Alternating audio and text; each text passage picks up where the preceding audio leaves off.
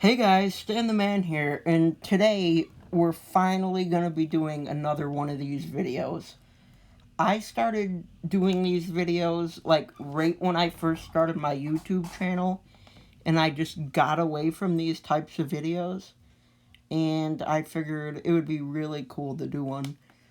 So today I am doing a countdown of WrestleMania. I started watching WrestleMania 10 years ago, so which was WrestleMania 25, and I've watched all the way up till 35. So today I'm just gonna be doing my countdown from uh, worst to best WrestleManias. So yeah, let's get right into this. Now, the first WrestleMania we're gonna start with is WrestleMania 27.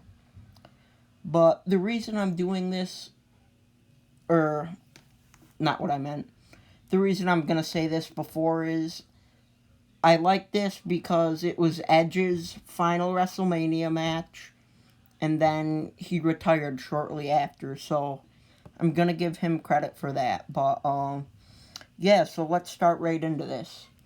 This is what I did not like the most. We had The Miz versus John Cena in the main event of WrestleMania. The Miz, the WWE champion. Personally, I don't think The Miz was ready for this yet. Like, if he did it, like, today or even a few years ago, it would have been so much better. But it was just a match. I wasn't really in The Miz. And Miz ends up winning. Skull crushing finale. Miz got a concussion, didn't even remember half of it. And then The Rock came out and rock bottom John Cena. And the crowd just went nuts and just I don't know, the entire thing. I wasn't really into that. But the only match I pretty much liked on this card was The Undertaker against Triple H at WrestleMania 27 in a no holds barred match. The reason this started is because the WrestleMania before, Undertaker retired Triple H's friend, Shawn Michaels, so it came to here. This match was incredible. The entire thing was just ultimate destruction. Triple H put Undertaker through the announce table, beat him with a steel chair. Undertaker, dead man's dive, steel chair shots, last rides. And it was just great because Triple H was the first man to make The Undertaker not be able to leave the ring under his own power. Uh, Undertaker barely won. He beat him with Hell's Gate, and for like 2 days after the match, The Undertaker couldn't even walk. So yeah, but overall, the entire pay per view wasn't that great. So that's why I put it down there. Okay, next at number 10 we have WrestleMania 34. Now this is where Ronda Rousey made her debut match. It was her, Kurt Angle against Triple H and Stephanie in a mixed gender match. I mean, it was cool to have her there, but overall, I didn't think the match was that great because Rousey's not even. I didn't think she was that great of a wrestler, but she made her impact, and that was it. The next match we have on this card is Brock Lesnar and Roman Reigns repeat. So they had this match at WrestleMania 31, and Seth Rollins interrupted. But I didn't like it because it was literally like the same thing. Just Brock Lesnar beats the crap out of Roman Reigns, and that's just really it. And he beat him bloody, and that was just it. Okay, so the next one is number 9, WrestleMania 33. Now this is where The Undertaker goes against Roman Reigns. It was an okay match, and then Roman Reigns ultimately beats The Undertaker. Like I said, it was a good match, but just, it wasn't that great of a moment to me. And then the next match is kind of what made it worse, too. Seth Rollins missed WrestleMania 32 due to his knee injury. He returns against Triple H. They have an unsanctioned match. Extreme Rules and stuff, but I don't know. After that, it really just ended. There wasn't that much of a build up to it. Just Triple H screwed Rollins over with the Universal title thing, but that's why I have that at number 9. At number 8, I have WrestleMania 32. Um, I didn't think this Mania was that terrible. Um, we had Shane McMahon against The Undertaker. I mean, I was expecting too much of it, like, expecting too much, but personally, I think that's my fault, because Shane wasn't that great of a wrestler in the first place, but, like, him jumping off the Hell in a Cell, like, that was absolutely insane, but The Undertaker ultimately defeated him. If Shane won, he got to own or run Monday Night Raw, which was stupid because he lost, and then he ended up running it somewhat anyways, so yeah. And then the next match we have Roman Reigns against Triple H. I personally liked this match, but it was too focused on, like, just too much pushing Roman Reigns.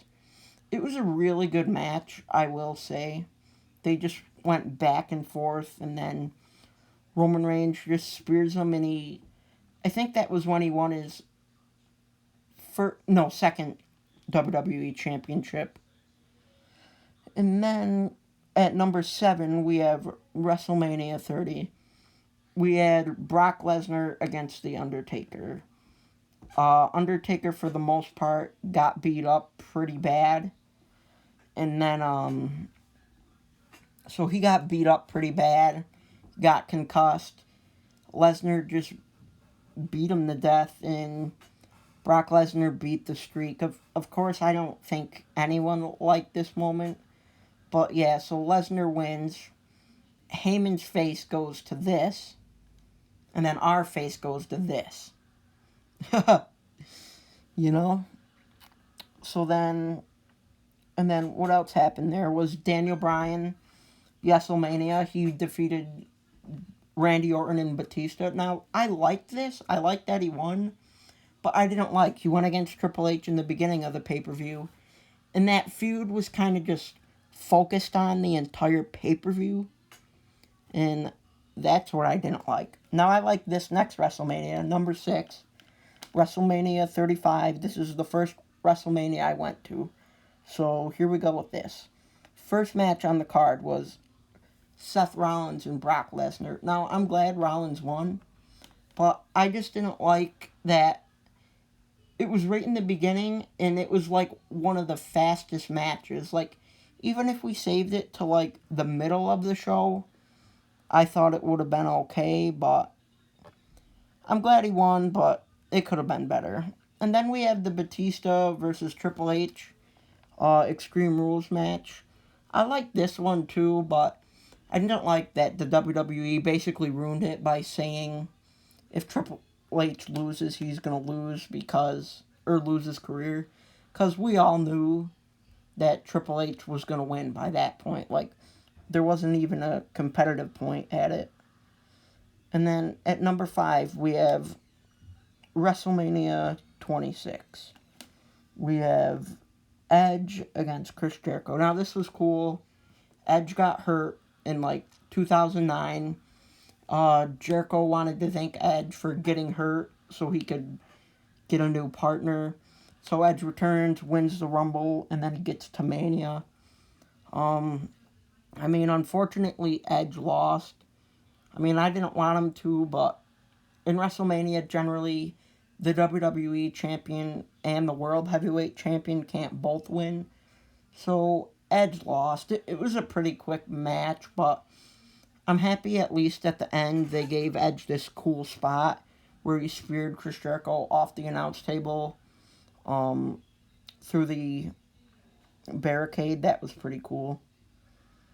And then I like this match too. The Undertaker against Shawn Michaels, the second one. The story really just told it all. It was a good match, and Undertaker retired Shawn Michaels, but I mean, what's better than being retired by The Undertaker, like, honestly. And then at number 4, I have WrestleMania 25, where we had Triple H against Randy Orton. I like this because this is my first WrestleMania ever watching. Basically, Randy Orton destroyed, tormented Triple H's entire family. So Triple H got his revenge. Unfortunately, it was supposed to be Extreme Rules, but for whatever reason, they changed that. But it was one of those where just the story kind of told the story. That didn't make much sense, but you guys know what I mean. And then that's where Undertaker and the Shawn Michaels rivalry began. It was pretty cool. It was the first match. People to this day will still say it's the best match. I personally think it was one of the best matches, but you guys will find out what my favorite match is in this video coming up here shortly. So at number 3, we have WrestleMania 28, and this was my favorite match ever. Hell in a Cell, Triple H, Undertaker, and Michaels as the referee. The story told it all. This match was over 30 minutes, and these guys just tore the roof off the cell. It was incredible, and then they all stand up together on the stage together. It was just an awesome moment. And then this is also, we had The Rock versus John Cena. This was pretty good. It started the whole John Cena Rock feud in the first place. The Rock beat John Cena, which was just incredible. I mean, Cena was shocked. The fans were happy. It was an incredible moment. It showed John Cena actually losing he annihilated Triple H, but Triple H, of course, he pulled it off at the end, and he beat Brock Lesnar, which was pretty good. And then a lot of people hate this, that John Cena and Rock had a rematch, but I thought it was great for Cena to get his redemption. And again, they had another great match, and John Cena gained his WWE Championship back at the end, so that was good. And then finally, at WrestleMania 31, we have Sting against Triple H. This was great. Sting came from WCW, hasn't wrestled in WWE ever, and they let him have this match with Triple H. Extreme Rules, so many cool moments. The NWO came out to help Sting, and then DX came to help Triple H. It was great. And then this is what makes this WrestleMania my favorite. The main event, Brock Lesnar against Roman Reigns. So basically, Brock Lesnar basically beats the hell out of Reigns most of the match. Reigns hits some big moves, spear, Superman punch, gets him all bloody against the post. And they're in the ring trying to finish the match, and all of a sudden Seth Rollins' music hits. Runs down to the ring with his Money in the Bank briefcase, cashes it in, and basically screws the two of them in the match right out of it. It was great. I thought it was great. That's why it's my favorite WrestleMania. So, yeah, I hope you guys enjoyed this. If you did, you know what to do. Like and subscribe, and I'll see you guys in the next video.